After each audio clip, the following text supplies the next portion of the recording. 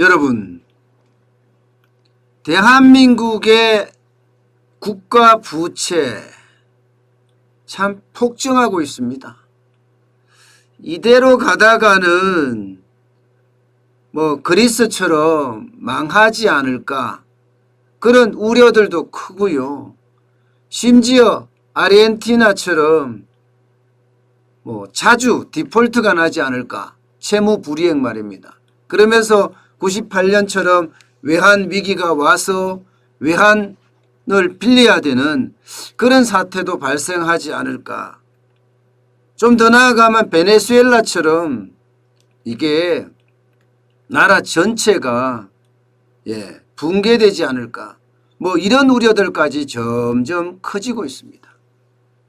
물론 아직 그리스나 아르헨티나나 베네수엘라 정도는 되지 않습니다. 그렇지만 지금 그리스처럼 나라 경제가 점점 어려워지는 모양새, 이것은 지금 분명해 보입니다. 국가 부채가 워낙 빠른 속도로 늘어나니까 말입니다. 그리스도 그랬잖아요. 2차 대전 후에 그리스는 나라 경제가 온전했기 때문에 사실 유럽의 기리나라고 이야기할 정도로 그리스는 발전에 발전을 거듭했습니다. 그러다가 1980년대부터 이 좌파 정권들이 집권을 하면서 파판드레우죠. 파판드레우 행정부가 들어서면서 복지 비용이 늘어나고요. 또 포퓰리즘 현금 살포가 만연하고 이런 것 때문에 나라 재정이 무너지고 급기야는 산업까지 무너지는 지금은 유럽의 문제아가 됐거든요. 그렇게 되지 않을까 좀 우려스러운 그런 상황들이 지금 굉장히 많습니다. 그중에 이제 대표적인 게 국회 예산정책처가 공식적으로 발표한 내용입니다. 국가 채무가 얼마냐 이거 말입니다. 2021년 6월 12일 현재입니다. 912조 5,002억 305만 2,135원입니다. 912조예요. 912조. 1인당 채무도 1,760만 원이 넘어서고요. 정확히는 1,760만 7,627원입니다. 여기다가 1인당 아니죠. 1초당 나라 빚이 얼마나 늘어나느냐. 1초당입니다. 1초당. 1초 째깍하면 305만 원이 늘어나는 겁니다. 305만 원. 웬만한 최저임금이 그냥 늘어나는 거예요. 째깍하는 순간. 이러면 나라가 이게 제대로 된 나라는 솔직히 아니잖아요. 부채가 늘어도 너무 빠르게 늘잖아요. 째깍 이 말 한마디에 그냥 305만 원이 늘어난다면 이거야말로 나라가 부채의 늪에 빠진다 이렇게 이야기할 수 있잖아요. 나라 빚이 없다면 째깍하는 순간에 최저임금을 줄 수 있는 일자리를 하나 만들 수 있거든요. 근데 나라 빚을 하도 뿌려놓으니까 지금 째깍 이 순간에 305조가 는다는 게 어쩌면 여러분 충격적입니다. 그래서 늘어나는 게 912조까지 늘어난다고 하니까 912조 5천억 원이잖아요. 이대로 가면 여러분 지금이 6월 10일 현재입니다. 6월 10일 현재. 1차 추경을 끝낸 상태입니다. 그런데도 부채가 912조면 올해가 965조 9천억 원 1차 추경을 끝난 상태. 이대로 그냥 계속 가면 1초에 305만 원이 늘어나서 965조 9천억까지 늘어난다. 이렇게 지금 예상하고 있잖아요. 그런데 속도가 굉장히 빠르죠.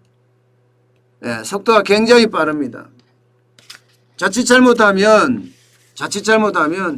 이게 965조가 아니라 뭐 천조까지도 늘어날 수 있다. 이런 얘기가 지금 계속 나오고 있습니다. 그만큼 내년 대통령 선거나 내년 지방선거를 앞두고 나라는 나라대로 돈을 뿌리고요. 지방정부는 지방정부대로 돈을 뿌리고 있는 거예요. 그만큼 현금 살포가 우리들에게는 우리 모든 국민들에게는 빛으로 돌아오는 그런 사태를 맞고 있는 거죠.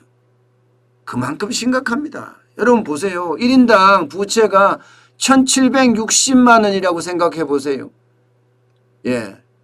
2015년에 1160만 원이었습니다.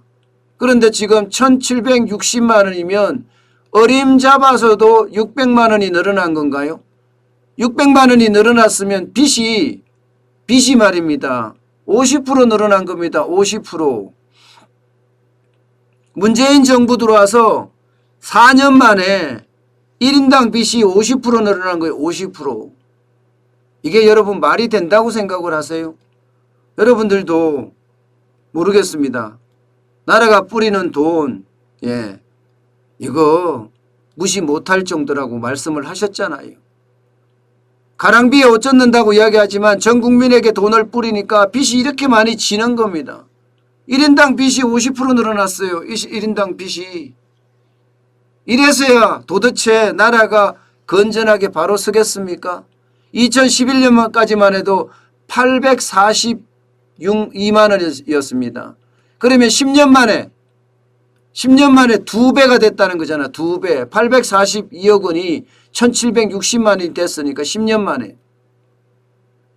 나라 살림을 도대체 어떻게 사는 거예요? 나라 살림을.